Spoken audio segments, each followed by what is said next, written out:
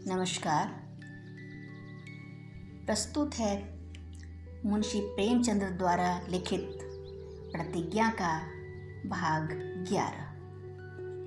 भोजन करने जाते समय सुमित्रा पूर्णा को साथ ले लिया करती थी। आज भी उसने आकर कमरे के द्वार से पुकारा। पूर्णा ने बड़ी नम्रता से कहा, बहन आज तो मुझे भूख नहीं है।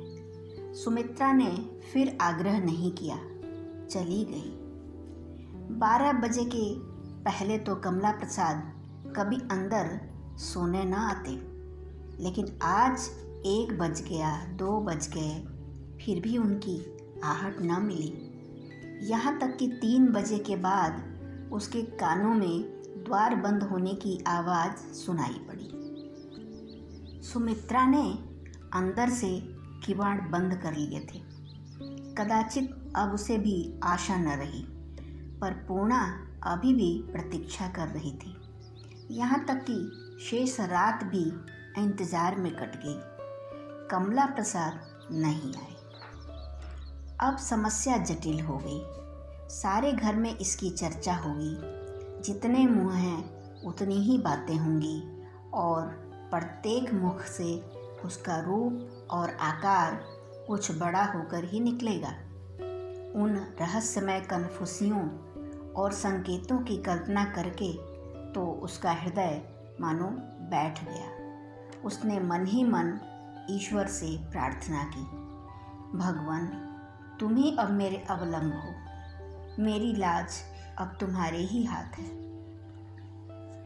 पूर्णा सारे दिन कमला प्रसाद से 2-4 बातें करने का अवसर खोजती रही, पर वह घर में आए ही नहीं और मर्दानी बैठक में वह स्वयं संकोचवश न जा सकी। आज इच्छा न रहते हुए भी उसे भोजन करना पड़ा। उपवास करके लोगों की मनमानी आलोचनाएं करने का अवसर वह क्यों देती। यद्यपि सुमित्रा ने इन 2 दिनों से उसकी ओर आंख उठाकर भी नहीं देखा, किंतु आज संध्या समय पूर्णा उसके पास जाकर बैठ गई। सुमित्रा ने कहा, आओ बहन बैठो। मैंने तो आज अपने दादाजी को लिख दिया है कि आकर मुझे ले जाएं। यहाँ रहते रहते जी उब गया है। पूर्णा ने मुस्कुराकर कहा, मैं चलूँगी, यहाँ अकेली कैसे रहूँगी। सुमित्रा, नहीं, दिल लगी नहीं करती बहन। यहाँ आए बहुत दिन हो गए, अब जी नहीं लगता। कल महाशय रात भर गायब रहे। शायद समझते होंगे कि मनाने आती होगी मेरी बला से। मैंने अंदर से द्वार बंद कर लिए। पूर्णा ने बात बनाई, बेचारे आकर लौट गए होंगे। सुमित्रा, मैं सो थोड़ी ही गई थी, वह इधर आए ही नहीं। समझा होगा लौंडी मना कर ले जाएगी, यहाँ किसे गरज पड़ी। पूर्णा, मना लेने में कोई बड़ी हानि तो न थी। सुमित्रा, कुछ नहीं, लाभ ही लाभ था। उनके आते ही चारों पदार्थ हाथ बांधे सामने आ जाते, यही ना। पूर्णा, तुम तो हंसी उड़ाती हो। पति किसी कारण रूठ जाए तो क्या उसे मनाना स्त्री का धर्म नहीं है। सुमित्रा, मैं तो आप ही कहती हूँ भाई, स्त्री पुरुष की जूती के सिवा और है ही क्या। पुरुष चाहे जैसा हो, चोर हो, ठग हो, व्यभिचारी हो, शराबी हो, स्त्री का धर्म है कि उसकी चरण रज धो धो कर पिए। मैंने कौन सा अपराध किया था जो उन्हें मनाने जाती, जरा यह तो सुनो। पूर्णा, तुम ही अपने दिल से सोचो। सुमित्रा, खूब सोच लिया है। आप पैसे की चीज़ तो कभी भूल कर भी ना लाएं। 10-5 रुपए तो कई बार मांगने पर मिलते हैं। 2-2 रेशमी साड़ियाँ लाने की कैसे हिम्मत पड़ गई। इसमें क्या रहस्य है, इतना तुम समझ सकती हो। अब ठीक हो जाएंगे। पूछो, अगर ऐसे ही बड़े छैला हो तो बाजार में क्यों नहीं मुंह काला करते? या घर में कंपा लगाने के शिकारी हो? मुझे पहले ही से शंका थी और कल तो उन्होंने अपने मन का भाव प्रकट ही कर दिया। पूर्णा ने जरा भौहें चढ़ाकर कहा, बहन तुम कैसी बातें करती हो? एक तो ब्राह्मणी, दूसरे विधवा, फिर नाते से बहन। मुझे वह क्या कुदृष्टि से देखेंगे? फिर उनका कभी ऐसा स्वभाव नहीं रहा। सुमित्रा पान लगाती हुई बोली, स्वभाव की ना कहो पूर्णा, स्वभाव किसी के माथे पर नहीं लिखा होता। जिन्हें तुम बड़ा संयमी समझती हो वह छिपे रुस्तम होते हैं। उनका तीर मैदान में नहीं घर में चलता है। मगर हाँ, इनमें एक बात अच्छी है, अगर आज बीमार पड़ जाऊं तो सारा क्रोध हवा हो जाए, दौड़े चले आए, फिर दुत्कारो तो भी ना हटे। पूर्णा, तो आज क्यों नहीं बीमार पड़ जाती? सुमित्रा, जरा 2-4 दिन जला तो लूं। अकेले लाला जी को नींद नहीं आती, करवटें बदलकर सवेरा करते होंगे, इसी से मुझे जाने नहीं देते। पूर्णा, बड़ी निर्दयी हो बहन, आज चली जाना, तुम्हें मेरी कसम। पर सुमित्रा इतनी आसानी से मानने वाली न थी। आज की रात भी यूं ही गुजर गई।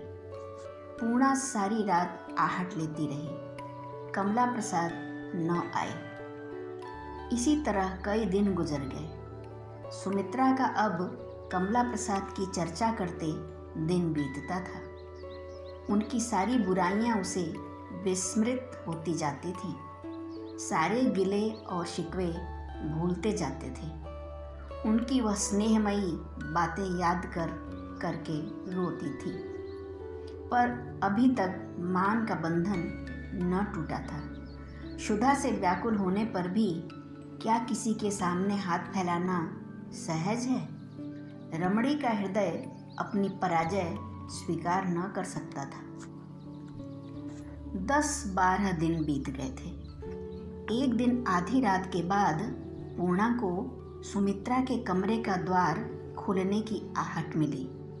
उसने समझा शायद कमला प्रसाद आए हैं। अपने द्वार पर खड़ी होकर झांकने लगी।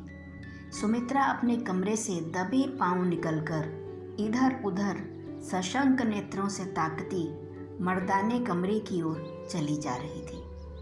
पूर्णा समझ गई, आज रमणी का मान टूट गया।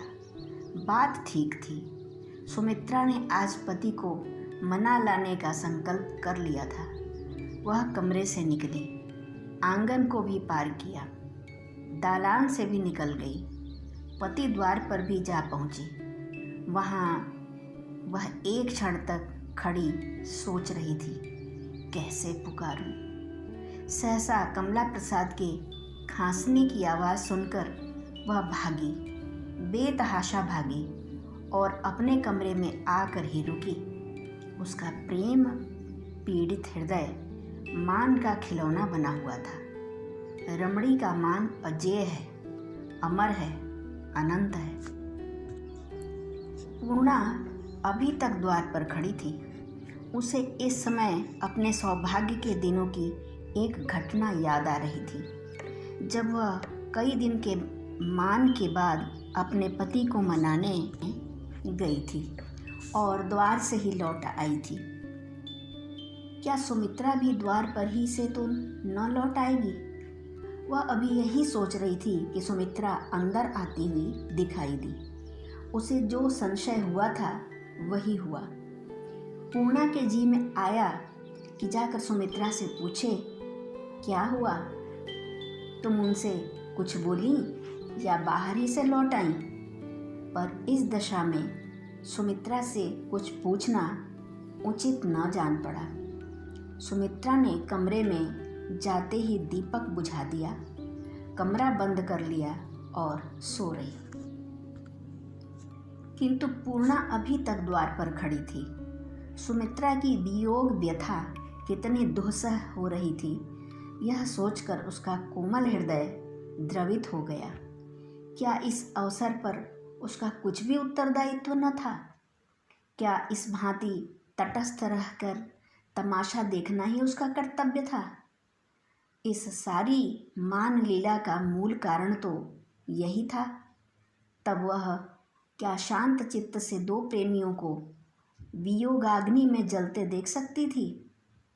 कदापि नहीं। इसके पहले भी कई बार उसके जी में आया था कि कमला प्रसाद को समझा बुझा कर शांत कर दे, लेकिन कितनी ही शंकाएं उसका रास्ता रोक कर खड़ी हो गई थी।